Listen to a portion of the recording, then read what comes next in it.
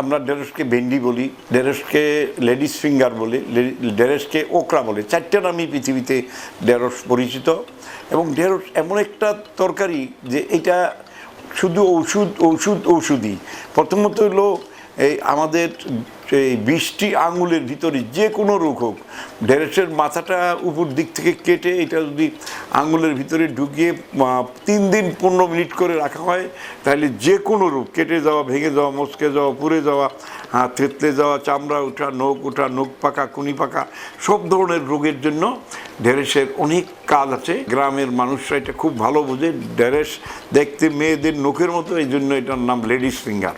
আর ঢেঁড়স কাঁচা ভর্তা, একটু সিদ্ধ করে ভর্তা, ঢেঁড়সের ভাজি, আবার ঢেঁড়স যদি তরকারির ভিতরে দেয়, ভাতের ভিতরে দেয়, দেওয়ার পরে ওইটা আবার চিবিয়ে খেতে খুবই সুস্বাদু লাগে। সুস্বাদু লাগে বলেই কিন্তু আবার অনেকে খায়। ভিটামিন এ, বির অনেক সংগ্রহ আছে ঢেঁড়সের ভিতরে।